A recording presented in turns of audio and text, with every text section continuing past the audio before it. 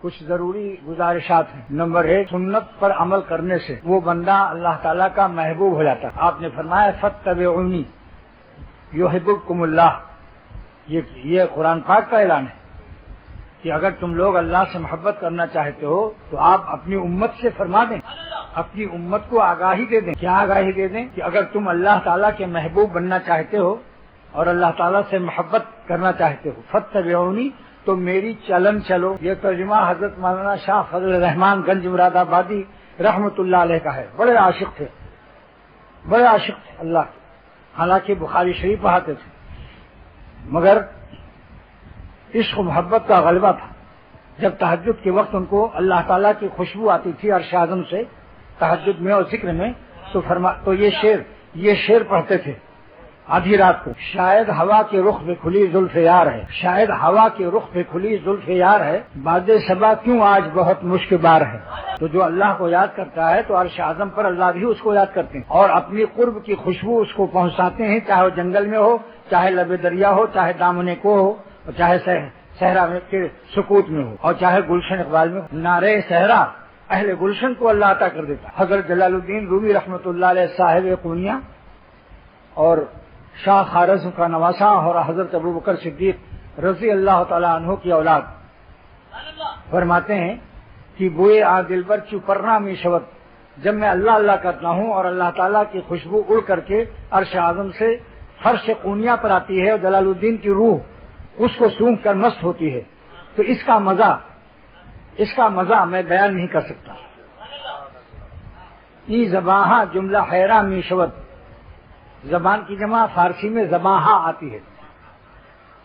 ای زباں جملہ حیرہ می شبت، تو دنیا میں جتنی زبانیں ہیں، انگریزی، گجراتی، میمنی، عربی، کسی زبان میں ہم اس کی تعبیر نہیں کر سکتے، کیونکہ زبانیں جتنی ہیں سب محدود ہیں۔ اللہ تعالیٰ کے نام کی لذت غیر محدود ہے، غیر محدود لذت کو محدود لغت حل کر نہیں سکتی۔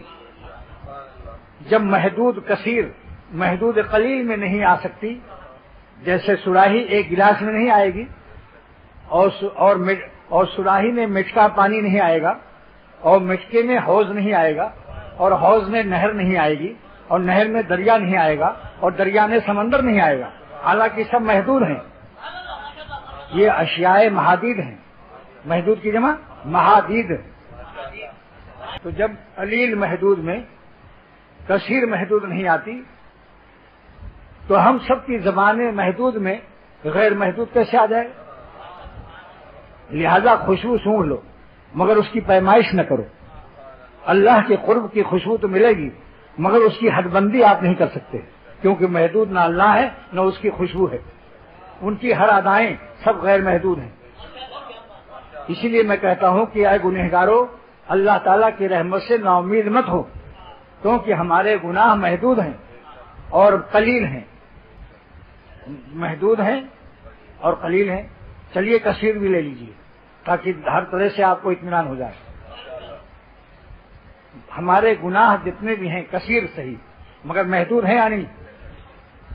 چلو 1 کروڑ لے لو مگر 1 کروڑ بھی تو محدود ہے۔ اگر 1 کروڑ بھی گناہ ہو گیا تو محدود ہے یا نہیں؟ تو محدود کثیر بھی غیر محدود کے سامنے محدود کثیر بھی اقلیت میں ہوتا ہے۔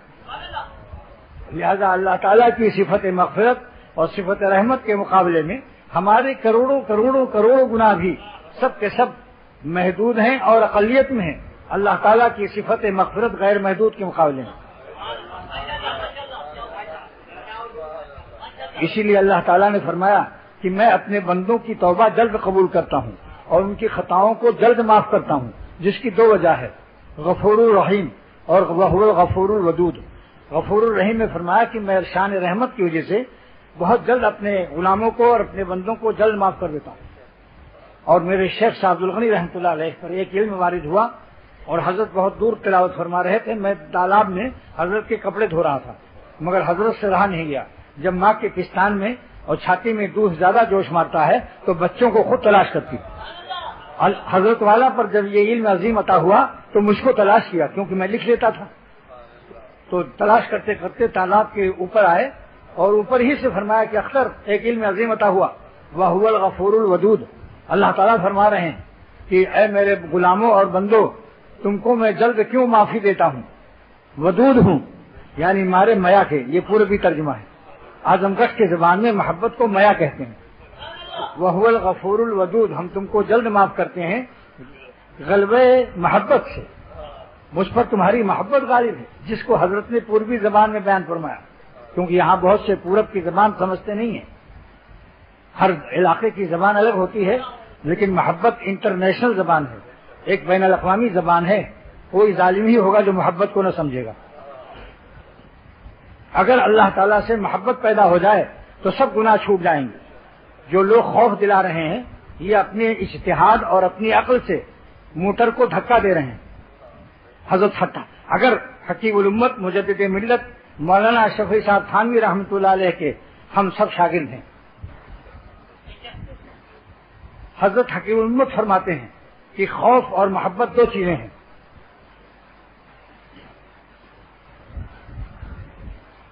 اور اللہ تعالیٰ نے مرتد کے مقابلے میں جب آیت نازل فرمائی کہ ہم اہل خوف نہیں پیدا کریں گے، فرمایا فسوف یاتی اللہ بقوم، ہم جو قوم خود پیدا کریں گے وہ یحبہم و یحبونا، ہم ان سے محبت کریں گے وہ ہم سے محبت کریں گے۔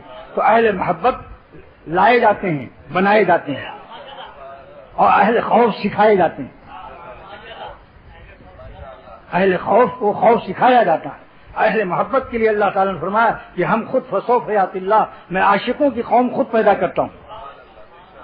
از خود نہیں بنتے دیوانے، از خود نہیں بنتے دیوانے، دیوانے بنائے جاتے ہیں۔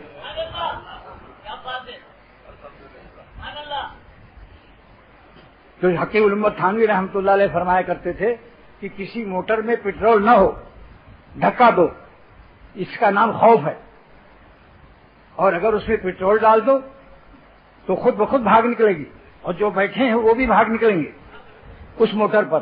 تو حکیم الامت فرماتے تھے کہ میرے تمام سالکین سے میری گزارش ہے کہ اہل محبت کی صحبت میں زیادہ رہا کرو۔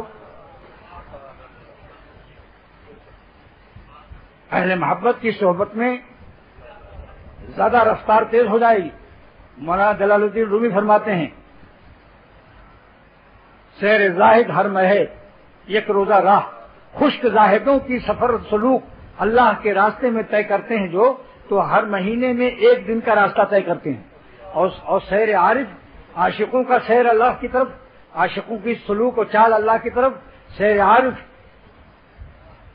ہر دمے، ہر سانس میں تا تخت شاہ اللہ کے عرش اعظم تک ہوتی، ہر سانس میں سیر عارف ہر دمے تا تخت شاہ العارفین، عاشقین کی سفر اللہ کی طرف ہر سانس میں عرش اعظم تک ہے، تا تخت شاہ۔ بتاؤ کون سا راستہ چاہتے ہو؟ آپ کی موٹر، دینی موٹر کو دھکا دیا جائے تو آپ تھوڑا سا چلیں گے، اور جب دھکے والے تھک کے بیٹھ جائیں گے تو آپ بھی بیٹھ جائیں گے۔ اس لیے پیٹرول ڈلواؤ، عشق الہی کا پیٹرول ڈلواؤ۔ یہ حکیم الامت کا مشورہ ہے، میرا نہ سمجھنا۔ ہم اپنے باپ دادا سے بہت مالدار ہیں، خود مسکین ہیں، مگر ہمارے بابا دادا بہت مالدار تھے دین کے لحاظ سے، علوم دین کے لحاظ سے، تو ہم کو ترکہ بہت ملا ہوا ہے، گھبرانا مت۔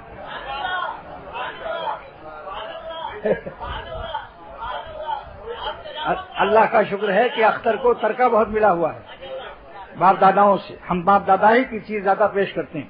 میں الہ آباد میں جب طبیہ کالج میں پڑھ رہا تھا اسی وقت یہ جملہ دیکھا کہ اہل سلوک کو اور اللہ کے راستہ چلنے والوں کو اہل محبت کی صحبت میں زیادہ رہنا چاہیے۔ مسائل بے شک آپ کو جہاں اعتماد ہو وہاں سے پوچھو، لیکن جو صحبت یافتہ زیادہ ہوں ان سے مسائل پوچھنے میں آپ اعتدال میں رہیں گے۔ حکیم الامت تھانوی رحمۃ اللہ علیہ فرماتے ہیں، جو میرے شیخ شاہ عبد الغنی رحمۃ اللہ علیہ نے اختر سے فرمایا، میرے اور حکیم الامت میں ایک ہی واسطہ ہے، شاہ عبد الغنی رحمۃ اللہ علیہ فرمایا کہ حکیم الامت تھانوی رحمۃ اللہ علیہ نے کہ میں مولانا ظفر احمد عثمانی رحمۃ اللہ علیہ تھانہ بھون میں جب فتویٰ لکھتے ہیں تو میں ان کی قابلیت کا اعتراف کرتا ہوں، بالکل صحیح لکھتے ہیں، لیکن میں دوبارہ اس لیے دیکھتا ہوں کہ اگر اس میں کچھ گنجائش، امت کے لیے کچھ گنجائش پیدا ہو جائے، کچھ نرمی پیدا ہو جائے تو میں امت کو نرم راستہ پیش کر دوں اور شدت کے راستے سے بچا لوں۔ غور سے سن لو، پھر سنانے والے نہیں ملیں گے۔ بہت روئیں گے کر کے یاد اہل میں قدام اس کو۔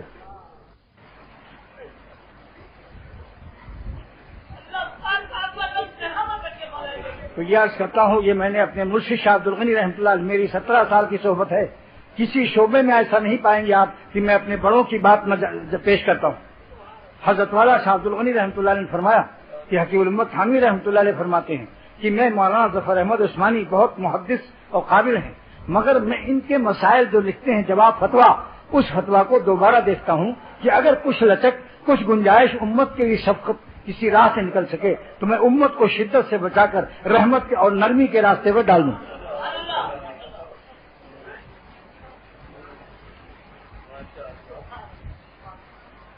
شراب درد دل پی کر ہمارے جام و مینا سے، بہت روئیں گے کر کے یاد اہل میں قدا مجھ کو، شراب درد دل پی کر ہمارے جام و مینا سے۔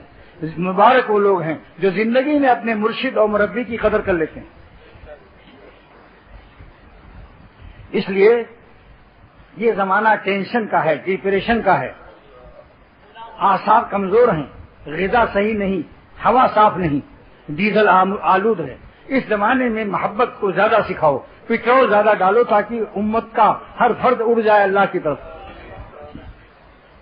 مگر اس کے پیٹرول ڈالنے کے بعد، گاڑی اسٹارٹ کرنے کے بعد ڈرائیور کبھی اس سے الگ نہ ہو تاکہ چوراہے پر وہ گھما سکے اور سامنے سرخ سگنل پر روک سکے، یعنی شیخ کے ساتھ رہو، شیخ سے مشورہ لیتے رہو۔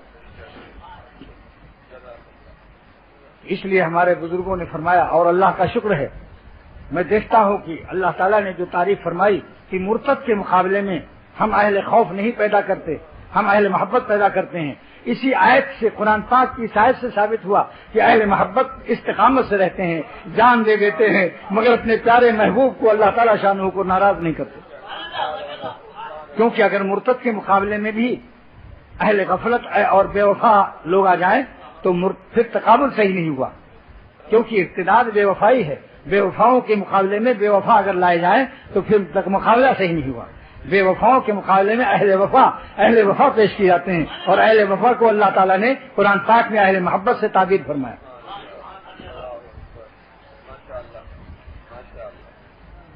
انشاءاللہ سکنڈوں میں اڑ جاؤ گے۔ محبت وہ نعمت ہے۔ جلال الدین رومی فرماتے ہیں کہ عاشقین کی سیر اللہ اتنی تیز ہوتی ہے کہ ہر سانس وہ اللہ کے عرش تک اڑتے ہیں، ہر سانس، ہر دمے تا تخت شاہ، اور سیر زاہد ہر مہے یک روزہ راہ۔ خشک جو لوگ ہیں، محبت سے ناشنا ہیں، وہ ایک مہینے میں ایک دن کا سفر مشکل سے طے کرتے ہیں۔ ایک بات ہو گئی، یہ میرا ایک سبق ہوا، یہ میرا ایک پیریڈ ہوا بجانب پیر، ایک پیریڈ ہوا کہ محبت سیکھو۔ انشاءاللہ جتنی باتیں آپ کو آج دین میں مشکل معلوم ہوتی ہیں، محبت کی برکت سے آپ ایک سانس بھی اللہ کو ناراض نہ کر سکیں گے۔ اب تک بتاؤ، عاشقوں کا مزاج محبوب کی دوری کا تحمل و برداشت نہیں کر سکتا، اور پھر محبوب کامل جس کا ہو۔ دل کی غذا محبت ہے، یاد رکھو۔ آنکھ کی غذا اچھے اچھے نظارے ہیں، آسمان، ہرے ہرے درخت، اور کان کی غذا اچھی اچھی آواز ہے، اور زبان کی غذا شامی کباب ہے۔ ظالموں، یہ مثال بھی نہیں پاؤ گے۔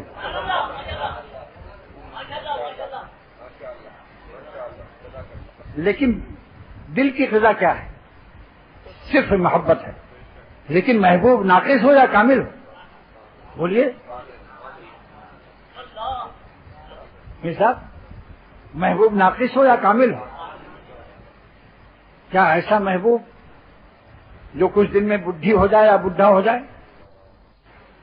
مچھلیوں کو پانی کا دمام چاہیے۔ اللہ نے ایک مخلوق پیدا کی جس کا نام مچھلی ہے۔ مچھلی پانی سے الگ ہو کر ساری دنیا کی نعمتیں پائے ہو، لیکن مچھلی کو پانی سے الگ ہو کر لیٹرین بھی جانے کی اجازت نہیں ہے۔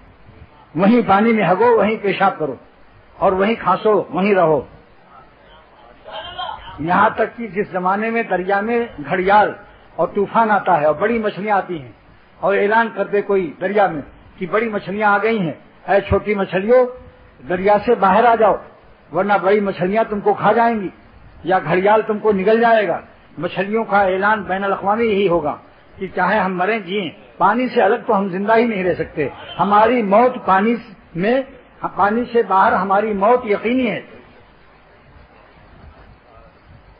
اور پانی میں اگر آفتیں طوفان ہیں تو موت جو ہے خوف ہے، موت خطرے موت تو ہے، یقینی نہیں ہے، لہذا یقینی موت کو ہم قبول نہیں کرتے جو دریا کے باہر ہے، لہذا ہم امید زندگی میں ہی رہیں گے۔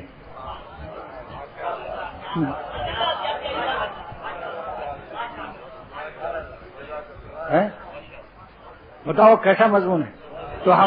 تو ہم اللہ والے بن کر صحابہ نے پیٹ پر پتھر باندھا مگر اللہ تعالیٰ کو ناراض کر کے حرام غذا حاصل نہیں کی۔ کوشش کرو کہ ایک سانس بھی ہماری ناراضگی میں نہ گزرے، حلال روزی کو بھی تلاش کرو مگر فوراً مت چھوڑو حرام کو۔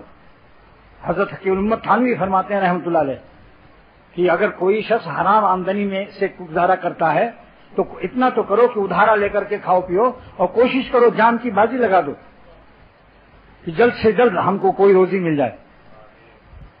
یہ کیوں فرمایا کہ اگر حلال روزی نہ ملی اور حرام بھی چھوڑ دی تو ہو سکتا ہے وسوسوں سے کافر ہو جائے۔ تو کفر سے بچانے کے لیے حضرت تھانوی رحمۃ اللہ علیہ نے گنہگاری کی زندگی کی اجازت دی مگر رات دن کوشاں رواں و دواں حیران رہے کہ اللہ جلد سے جلد کوئی جہاں بھی انٹرویو ہو وہاں دو، اگر 10,000 کی حرام نوکری ہے تو 5,000 پر راضی ہو جاؤ، سوکھی روٹی کھا لو، گوشت چھوڑ دو، بریانی چھوڑ دو، مرغن غذائیں چھوڑ دو۔ سوکھی روٹی کھانے سے کولسٹرول نہیں پیدا ہوتا، جتنے مرنے والے اور کولسٹرول والے اور ہارٹ اٹیک والے ہیں یہ سب مرغن کی پارٹی ہے، مرغن والی پارٹی ہے۔ دیکھو آج تک کسی مزدور کو ہارٹ اٹیک وغیرہ نہیں ہوتا کیونکہ بیچارے سوکھی روٹی میں کہاں سے کولسٹرول پیدا ہوگا۔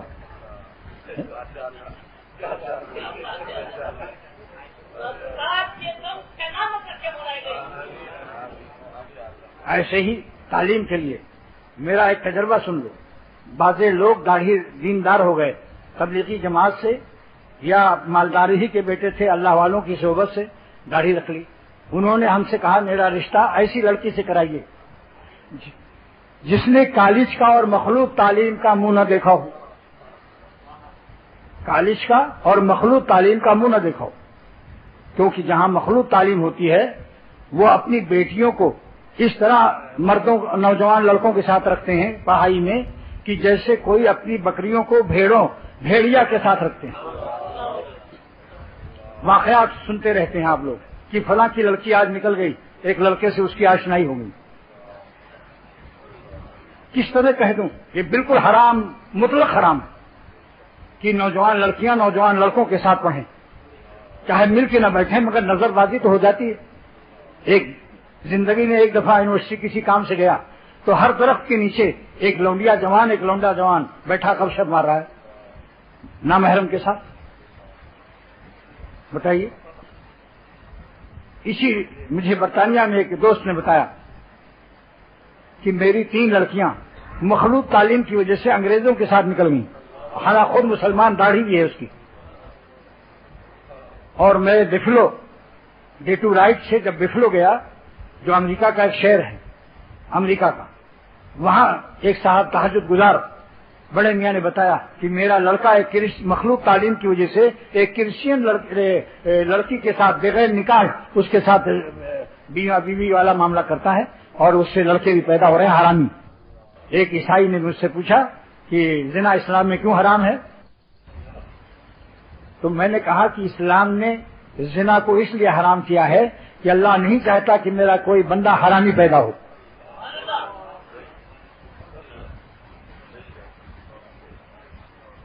اس لیے دوستو میں کہتا ہوں کہ دیندار داماد اگر چاہتے ہو تو میں نے کانوں سے سنا، مجھ سے خود کہا بہت سے نیک لڑکوں نے جو کھاتے پیتے گھرانے کے تھے، بہت عمدہ مکان، تجارت، لیکن تبلیغی جماعتوں سے یا کسی اللہ والے کی صحبتوں سے یا اللہ تعالیٰ کے جذب خاص سے وہ اللہ کی طرف جذب ہو گئے۔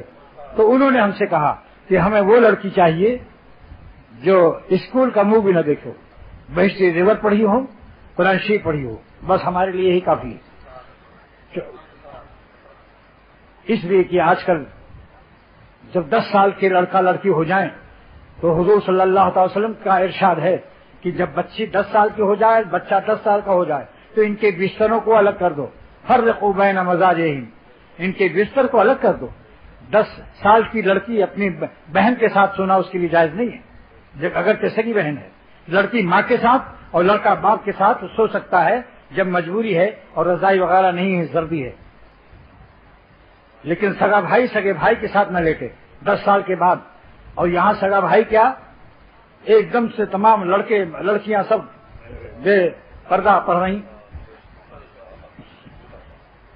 مرنا ہے، لڑکیاں کو اللہ والا بناؤ، لڑکوں کو اللہ والا بناؤ۔ اللہ تعالیٰ نے ذمہ داری لی ہے، رب العالمین میں ہوں، سارے عالم کو پالتا ہوں۔ جب سارے عالم کو پالتا ہے تو تمہاری اولاد جزء عالم ہے، وہ بھی پلیں گے، بہت اچھے پلیں گے۔ ان کو ایک کام کرو کہ رب العالمین سے رابطہ اور ان کی وابستگی بہترین رکھو کہ مولا ان سے خوش رہے۔ دیکھو اللہ تعالیٰ فرماتے ہیں کہ 2 یتیم بچوں کی دیوار گر رہی تھی، اس کے نیچے ان کے بچوں کے خزانے تھے۔ ہم نے خضر علیہ السلام کو بھیجا کہ تم دیوار سیدھی کر دو، کیونکہ 2 یتیم بچوں کی خزانے ہیں، امانت ہے، یہ خاندان والے کوئی نہ کوئی لوٹ لے گا۔ اور یہ کس باپ کے بیٹے تھے سن لو، کان ابوہما صالحا۔ اللہ تعالیٰ فرماتے ہیں ان کا باپ نیک تھا، نیک باپ کی اولاد کا اللہ تعالیٰ خیال فرما رہے ہیں۔ اور کون سا باپ تھا؟ علامہ علوسی اور سید محمود بغدادی رحمۃ اللہ علیہ فرماتے ہیں کہ باپ کون سا تھا؟ یہ کان اب الصابع، 7واں باپ تھا۔ اور ایک روایت لکھتے ہیں کان اب العاشر، یہ 10واں باپ تھا۔ تو جو مولا اتنا کریم ہے کہ 10 پشت تک رحم کر رہا ہے، اور یہ بھی قید جو ہے، یہ قید جو ہے یہ وہ نہیں ہے احترازی کہ اگر 10ویں سے 11واں ہو جائے گا تو مدد نہیں کریں گے، یہ قید واقعی ہے، واقعہ ایسا تھا، وہ واقعہ ایسا تھا کہ وہ 7واں باپ تھا، ایک روایت میں 10واں باپ تھا۔ یہ قید احترازی نہیں ہے کہ اگر 7واں کے بجائے 8واں ہو جائے یا 10واں کے بجائے 11واں تو 11واں کو اللہ تعالیٰ نہیں خیال فرمائیں گے۔ تو اپنے بچوں کو بزرگوں کی تقریروں میں اور بزرگوں کے غلاموں کی تقریروں میں لاؤ۔ دوسرا جملہ اپنے لیے کہتا ہوں کہ بزرگوں کے غلام ہیں ہم لوگ، اس قابل نہیں کہ اپنے کو بزرگ کہہ سکیں، لیکن بزرگوں کے غلامی اور ان کی صحبتوں میں ایک زمانہ گزارنے کی اللہ تعالیٰ کے کرم سے توفیق ہوئی۔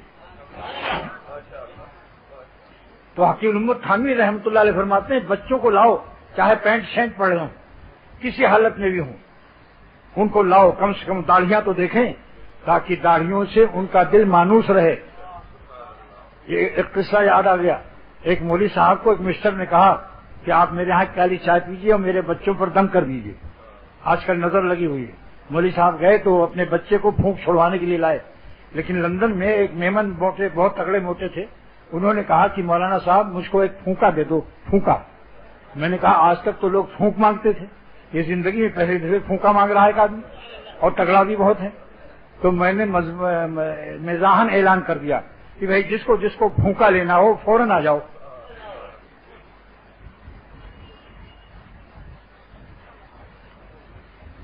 تو وہ بچہ مولوی صاحب کی داڑھی دیکھ کر زور سے چلایا، تو مسٹر نے کہا مولوی صاحب اسی لیے ہم لوگ داڑھی نہیں رکھتے کہ دیکھیے آپ کی داڑھی سے میرا بچہ ڈر رہا ہے۔ مولوی صاحب نے فرمایا کہ یہ داڑھی سے نہیں ڈر رہا ہے، اصل میں آج تک یہ سمجھتا تھا آپ کو اور آپ کی بیوی کو یعنی اپنی اماں کو کہ شاید میری 2 اماں ہیں، کیونکہ تمہارا گال اور تم اپنی اماں کا گال، اپنے ابا کا گال اور اپنی اماں کا گال یکساں ایک ہی شکل کا پاتا تھا، تو یہ سمجھتا تھا کہ شاید میری 2 اماں ہیں۔ آج داڑھی دیکھ کر اس نے سوچا کہ ابا ایسے ہی ہوتے ہیں، لہذا ابا سے ڈرنا لازمی چیز ہے۔ میں اماں سے کہتے ہیں اماں چمبا ناشتہ لاؤ، کوئی ابا کو کہہ کے دیکھے ابا چمبا ناشتہ لاؤ، چبا لے گا یا نہیں؟ تو یہ اللہ تعالیٰ نے ہیبت دی۔ تمام دنیا کے شیروں پر میں نے چہرے پر داڑھی دیکھی، ہیبت رہتی ہے۔ اگر شیروں کی داڑھی مونڈ دو تو لومڑی معلوم ہوگی۔ اللہ تعالیٰ نے اس میں ہیبت رکھی، اس میں عزت رکھی۔ اب رہ گیا کوئی ہنسے، ہنسنے کا جو خیال کرے گا وہ اللہ کے عاشقوں میں درج نہیں ہو سکتا۔ اللہ تعالیٰ فرماتے ہیں میرے عاشقوں کی علامت لا یخافون لومۃ لائم، وہ کسی مخلوق کی ملامت سے نہیں ڈرتے، کوئی بھی ہو، لہذا کسی مخلوق کے ہنسنے کا ڈر نکال دو، خالق کو خوش رکھو۔ آپ بتاؤ کہ شیر اگر آپ کو کوئی آرڈر کر رہا ہے سیاح کے لیے جنگل میں، اور لومڑیاں اور بندر کی جمع بنادر.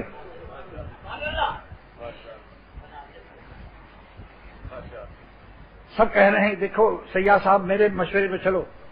سیاح کہے گا شیر نے ہم کو یہ مشورہ دیا، تو بندر اور تمام لومڑیاں کہیں گی کہ ووٹ الیکشن کرا لو، ہماری میجارٹی زیادہ ہے. تو وہ کہے گا تمہاری میجارٹی 1,00,000 بندر بیٹھے ہو، ابھی شیر ہاں کر دے تو تمہارے وضو ٹوٹ جائیں گے، ہوا نکل جائے گی. لہذا جس کی طاقت زیادہ ہو اس کی بات مانیں گے. لہذا اب فیصلہ کر لو اللہ تعالیٰ کی طاقت زیادہ ہے یا تمہاری بیوی کی طاقت زیادہ ہے. اللہ تعالیٰ کی طاقت زیادہ ہے یا ساری مخلوق ایک طرف ہو جائے. مان لو اگر پورا پاکستان سب کے سب میں ایک ہی داڑھی والا ہو تو جو اللہ والا ہوگا وہ ایک ہی داڑھی رکھے گا اور کہے گا کہ میں لومڑیوں کی اکثریت کے بجائے خالق شیر سے ڈرتا ہوں. اور شیر ہمیشہ الٹا تیرتا ہے، اگر مشرق کی طرف بہاؤ ہے تو مغرب کی طرف اسی طرف تیرے گا، مشرقی کی طرف. شیر کا کام یہی ہے کہ جدھر دھارا آ رہا ہو دریا کا وہ دھارے پر نہیں بہتا، وہ دھارے کے خلاف الٹا اسی طرف بہتا ہے. یہ شیر ہونے کی علامت ہے. مومن ہونے کی علامت یہ ہے کہ سوسائٹی اور معاشرے سے مت ڈرو. دیکھو اللہ کی رضا کا دریا کس طرف ہے. اور اس پر 2 شعر یاد کراتا ہوں کہ اگر کوئی ہنسے تو تم ان پر ہنسو، اور یہ کہو کہ تم ہنس تو رہے ہو، تم کو رونا پڑے گا اور ہمیں قیامت کے دن ہنسنا ہوگا انشاءاللہ. ایک شخص نے داڑھی رکھی، سب نے ہنسنا شروع کر دیا. ایک خاتون نے پردہ برقع لیا، سب نے ہنسنا شروع کر دیا. خاندان میں چاہے کوئی برقع نہ اوڑھے، تم تو برقع لو.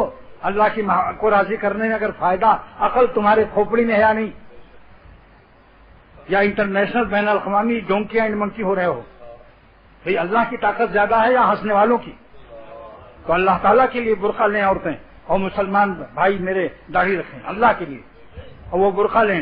ہنسنے والوں سے مت ڈرو. جب کوئی ہنسے تو یہ 2 شعر یاد کر لو. اے دیکھنے والوں مجھے ہنس ہنس کے نہ دیکھو، اے دیکھنے والوں مجھے.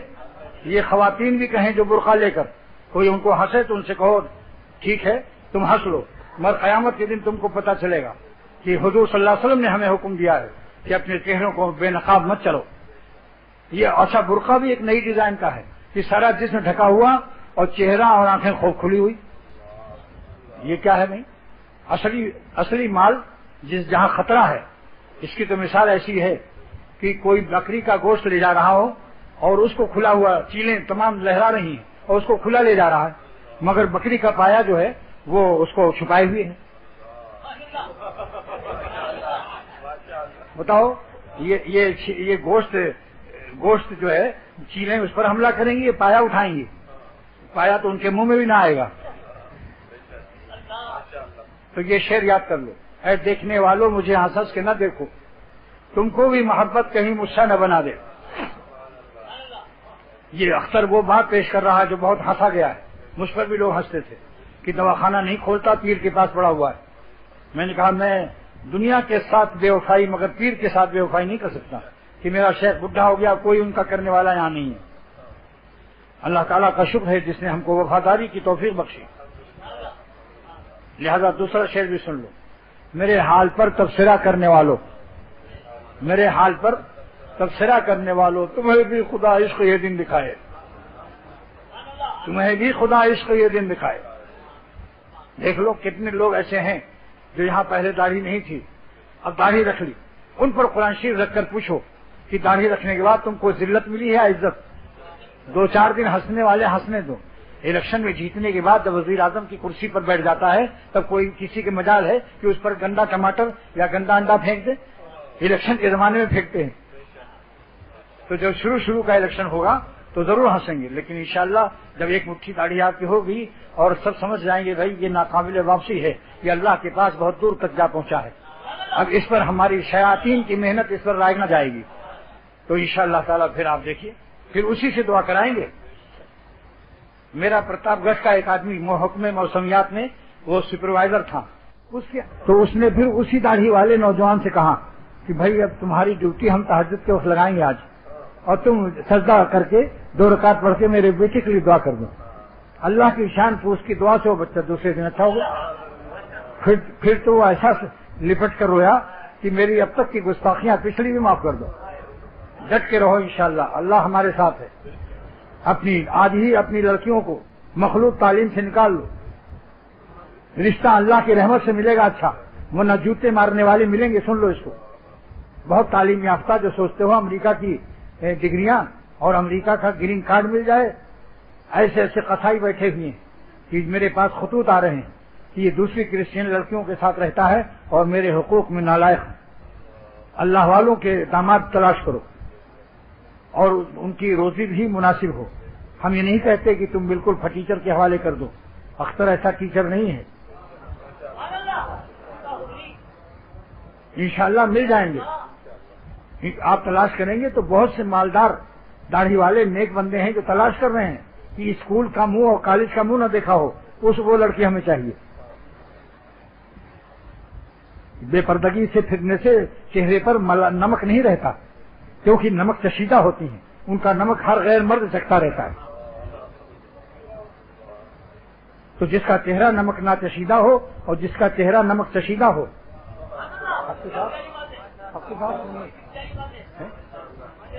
آپ دیکھیے برقع والی عورتیں جب اپنے شوہر کے سامنے نقاب ہٹاتی ہیں تو ان کو یہ شعر پڑھنا پڑتا ہے، جیسے کہ برق کوند رہی ہے نقاب میں۔ بتاؤ، کالے بادل سے جب چاند نکلتا ہے تو زیادہ لائٹ مارتا ہے یا نہیں؟ اپنی بیویوں کو برقع پہناؤ ورنہ باہر نہ نکلنے دو، اللہ کو راضی کرو۔ پہلے ہم لوگ جب ہندوستان میں تھے تو ہندو بھی اپنی شریف ہندو جو ہوتے تھے ذرا قوم کے لحاظ سے، آخرت کے لحاظ سے نہیں، قومی لحاظ سے، تو وہ لوگ بھی اپنی بیویوں کو کہتے تھے کہ ذرا دیکھو چہرہ کسی کو مت دکھانا، نقاب تو نہ پہنے تو کم سے کم وہ اپنی ساڑی سے اپنا چہرہ چھپائے رہتی۔ ڈاکٹر عبدالحی صاحب رحمۃ اللہ علیہ نے مجھے بتایا کہ جونپور میں ایک عورت نے عدالت میں جانے سے انکار کر دیا کہ جائیداد ملے یا نہ ملے، لیکن ہم عدالت میں غیر محرم سے جج سے بات نہیں کریں گے۔ لیکن وہی عورت یہاں جب پاکستان کی ہوا لگی تو صدر میں بے نقاب تھی۔ یہ ہے ماحول کا اثر اور یہ دولت کا اثر ہے۔ چار پیسہ مل گیا تو سانڈ کی طرح اتراتے مت چلو، اللہ کی شریعت کی زنجیروں کو مت توڑو۔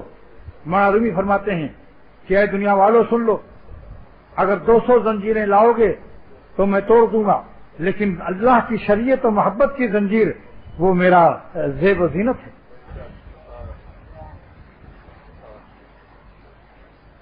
اب یہ باتیں ماشاءاللہ ذرا دیر بھی ہو گئی، مجھے کچھ وجوہ ہوتے ہیں، اس عمر میں میری کار بڈھی ہو چکی، لہذا گیرج سے نکالتے نکالتے بھی دیر ہو جاتی ہے۔ گیرج سے روڈ پر لاتے ہوئے اب کیا کریں، دعا کرو اللہ تعالیٰ مجھے خوب صحت عطا فرما۔ توانائی میری جان ناتواں کو اللہ تعالیٰ 1 کروڑ جان توانا عطا فرما دے اور سب اللہ پر فدا کر دے۔ اختر آپ ہی لوگوں کی خدمت میں فدا کر دے، 1 کروڑ جان توانا دے دے جان ناتواں اختر کو۔ تو یہ بات میں عرض کر رہا ہوں کہ خواتین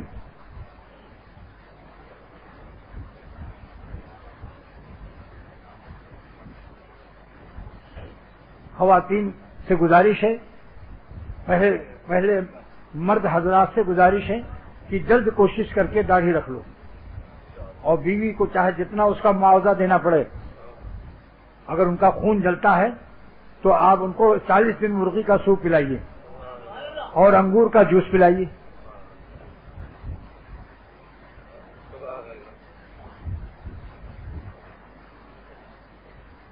ورنہ ایسا کیجیے کہ 40 دن کے لیے نکل جائیے، خانقاہ میں آ جائیے 40 دن کے لیے۔ 40 دن میں اتنی بڑی داڑھی ہو جائے گی، ناقابل واپسی ہو جائے گی۔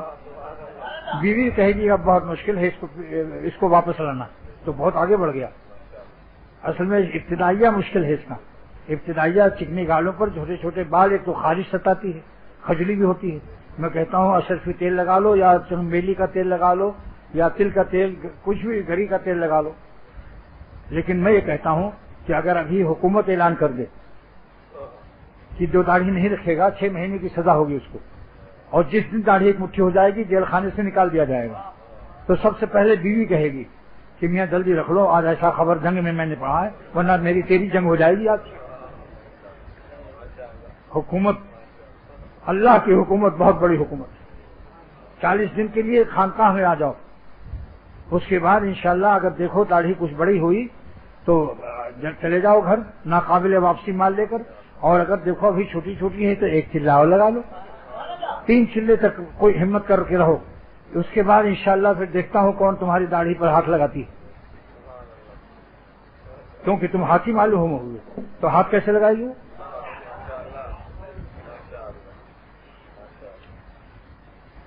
اور خواتین سے کہتا ہوں پردہ شروع کر دو کہ اس خاندان میں کوئی لیتا ہو یا نہ لیتا ہو سارا خاندان ماڈرن ہو لیکن تم اللہ کے نام پر برقع لو. کہہ دو میں اللہ سے ڈرتی ہوں بس مجھے اللہ کافی ہے.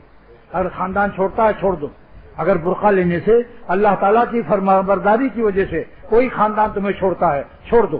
خاندان کو چھوڑ دینے دو. تمہارا ساتھ بڑا خاندان ہوگا. تمہارے ساتھ اللہ ہوگا. اس کا نبی صلی اللہ علیہ وسلم ہوگا. سارے صحابہ ہوں گے. سارے عالم کے اولیاء اللہ تمہارے ساتھ ہوں گے. تمہاری برادری کمزور نہیں ہوگی اور نہ کم ہوگی. بتاؤ کون سی برادری تم چاہتی ہو یا میرے دوست احباب چاہتے ہیں؟ یہ اللہ کے نیک بندوں کی برادری تو ہوگی. اور سب سے بڑی اللہ پاک کی رحمت تمہارے اوپر ہو. اور وہی عورتیں تم سے دعا نہ کرائیں تو کہنا جب ان کے بچوں پر ٹائیفائڈ یا کوئی مصیبت آئے گی تو تم برقع پوش اور اللہ نمازن 5 وقت کی انہی سے دعا کراتے ہیں. جو بغیر داڑھی والوں پر ہنستے ہیں ان پر جب مصیبت آتی ہے تو دعا داڑھی والوں سے کراتے ہیں. کیوں بھائی؟ جب آپ ایشو کو اچھا سمجھتے ہیں تو جنہوں نے داڑھی نہیں رکھی انہی سے دعا کرا لو. پھر تو آپ کہتے ہیں کہ بھائی چلو کسی مولوی کے پاس جس کے ذرا ٹپ ٹاپ فٹ فاٹ سر سے پیر تک. تو مردوں سے پھر عرض کرتا ہوں کہ داڑھیاں رکھ لو پیجامہ ٹخنے سے اوپر کر لو تاکہ اسٹرکچر فرما بردار کا ہو جائے. کیونکہ بخاری شریف کی حدیث ہے کل امتی معافن الا المجاہرین. تمام میری امت کے گنہگار قابل معافی ہیں لیکن جو کھلم کھلا گناہ کرتے ہیں ناقابل معافی ہیں. بخاری شریف کی حدیث ہے. پھر سن لو کل امتی معافن الا المجاہرین. میری ہر فرمان ہے سرور عالم صلی اللہ علیہ وسلم کا. روایت بخاری شریف کی ہے کہ میری ہر امت بخش دی جائے گی مگر جو کھل کے گناہ کرتے ہیں. بتاؤ داڑھی منانے کے بعد چہرہ کھلم کھلا گناہ کرتا ہے یا نہیں؟ اور عورتیں جو بے پردہ نکلتی ہیں ان کا چہرہ گنہگار اور کھلم کھلا ہے یا نہیں؟ لہذا آج اس درد دل سے کہتا ہوں آپ کے فائدے کے لیے کہتا ہوں. تم برقع اوڑھو گی تو ہمیں کچھ نہیں ملے گا لیکن تمہیں ملے گا. ہمیں ثواب تو ملے گا لیکن تم کو اللہ تعالیٰ کی رضا اور رحمت کا سایہ ملے گا. ساری مخلوق کو لعنت بھیجو اگر تم کو ہنستی ہے. مخلوق کوئی چیز نہیں. بتاؤ مخلوق کی طاقت زیادہ ہے یا خالق کی؟ تو اپنے خالق کو پیدا کرنے والے کو راضی کرو. آج ہی سے برقع خرید لو اور جس کے پاس برقع خریدنے کا پیسہ نہ ہو اس کو خیراتی فنڈ سے برقع پیش کروں گا. مگر اس کے گھر میں اگر ریڈیو ٹیلی ویژن ہے تو اس کو برقع دوں گا میں. ٹیلی ویژن بھی نکالو وی سی آر بھی نکالو. یہ سب فتنے کے جڑ ہیں. ٹیلی ویژن پر ہردوئی میں میرے شیخ نے فرمایا شاہ ابرار الحق صاحب مرشد دامت برکاتہم کہ ایک لڑکا ٹیلی ویژن پر ڈاکہ دیکھا. ڈاکہ اس نے ڈاکوؤں سے مل کر اپنے گھر میں ڈاکہ ڈلوا دیا اور ڈاکو اس ٹیلی ویژن کو بھی لے گئے اس لڑکے کو بھی لے گئے. ٹیلی ویژن کی نحوست دیکھیے. لڑکا بھی گیا اولاد بھی گئی ٹیلی ویژن بھی گیا اور جتنا مال تھا سب ڈاکو اٹھا لے گئے. یہ سارے جرائم ساری دنیا کے ٹیلی ویژن سے سیکھتے ہیں. مار پیٹ نہیں کوئی ملے گا تو پھر ماں باپ کو پیٹیں گے. جب مار پیٹ دیکھ کر ٹیلی ویژن پر نفس گرم ہو گیا تو دیکھ لو. اور زنا بھی ٹیلی ویژن پر زنا دیکھ کر ناچ گانا اتنے گرم ہو گئے کہ ایک شخص نے مجھے بتایا نوجوان لڑکے نے کہ میں مجبور ہو گیا اور میری بہن بھی مجبور ہو گئی اور ہم دونوں سے گناہ ہو گیا. اللہ کے لیے رحم کرو اپنے اوپر. اختر پر اگر رحم نہیں آتا تو اپنی جانوں پر رحم کر لو. لہذا عورتیں جو ہیں اس کا خیال کر رہے ہیں اپنی لڑکیوں سے مخلوط کالجوں سے نکال لیں جہاں مرد تمہاری بیٹیوں کو دیکھ رہے ہیں نوجوان لڑکے. میرے شیخ کو اللہ تعالیٰ جزا خیر دے شاہ ابرار الحق صاحب دامت برکاتہم نے فرمایا کہ 1 پاؤ آدھا کلو گوشت لے کے چلتے ہو اور جھولے کے اندر کھلا نہیں لے کے چلتے ہو کہ چیل اڑا نہ لے. ہزار ہزار کی نوٹوں کو اندر رکھتے ہو کہ کوئی جیب کترا اس کو اڑا نہ لے، لیکن لڑکیوں کو اور بیویوں کو بے پردہ گھماتے ہو، جبکہ نوٹوں میں خود کھینچ جانے کی طاقت نہیں ہے، گوشت میں خود اڑنے کی طاقت نہیں ہے، دودھ میں خود اڑنے کی طاقت نہیں، مگر بلی سے بچا کے ڈھک کے رکھتے ہو۔ تو ایک پاؤ دودھ کی قیمت ہے، ایک پاؤ گوشت کی قیمت ہے، نوٹوں کی قیمت ہے، مگر بہو بیٹیوں کی بیویاں کی قیمت نہیں ہے کہ ننگے پھراتے ہو۔ حضرت تھانوی رحمۃ اللہ علیہ نے فرمایا کہ ایک اپ ٹو ڈیٹ صاحب اپنی بیوی کو خوب سجا کر میک اپ کر کے شملہ کی پہاڑیوں پر گھما رہے تھے۔ ایک انگریز کا گھر ملا، دو گورے سنتری بندوق لیے پہرا دے رہے تھے، دونوں بہت دن سے لندن سے آئے تھے، بیویوں کا منہ نہیں دیکھا۔ اس میک اپ والی عورت کو فوراً پکڑا اسی شوہر کے سامنے، اور شوہر کے سامنے زنا کیا دونوں نے۔ حضرت تھانوی رحمۃ اللہ علیہ روتے ہوئے فرماتے ہیں کہ ارے ظالموں، اللہ اور رسول کی فرمانبرداری چھوڑ کر کہاں جا رہے ہو؟ یہ منہ دیکھنا پڑا اسی وجہ سے۔ برقعے میں ہوتی تو خیال بھی نہ ہوتا کہ پتہ نہیں کیسی ہے، کیونکہ ایک برقعے کی پوش کی قد و قامت بہت اچھی تھی۔ ایک صاحب پیچھے لگ گئے، تیز ہوا چلی تو جب ہوا اسے نقاب اڑا تو چہرہ کیا تھا سنو، سادی شیرازی فرماتے ہیں کیوں باز کنی مادر باشد، تو اماں کی اماں تھی وہ، یعنی نانی تھی۔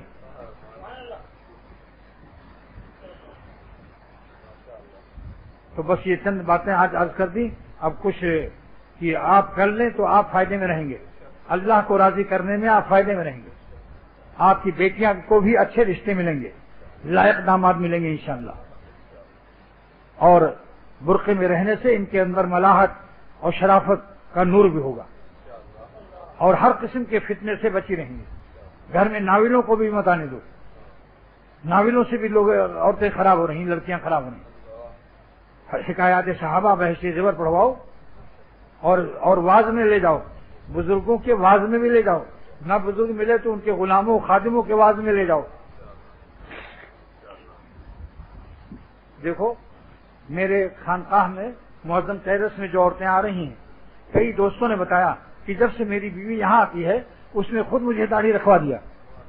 دیکھا آپ نے، جب بیوی نیک ہو جائے گی تو میاں کو نیک، بڑے بڑے شیر کو دیکھا ساؤتھ افریقہ کے جنگل میں 360 کلومیٹر ایک شیر جو تھا وہ بیوی اپنی شیرنی کے پیچھے بیٹھا تھا، اور تو میں نے دیکھا کہ بھائی کیسی آپس میں محبت ہے، پھر لیکن شیرنی 20 فٹ آگے جا کر پھر بیٹھی، کسی وجہ سے اس کا دل ایک جگہ سے گھبرا گیا، تو شیر صاحب اس کے پیچھے پیچھے دست بستہ با ادب با ملاحظہ ہوشیار، وہ بھی گئے اور پھر اسی کے پاس بیٹھ گئے۔ بیویوں کو نیک بناؤ تو انشاءاللہ راستے صاف ہو جائیں۔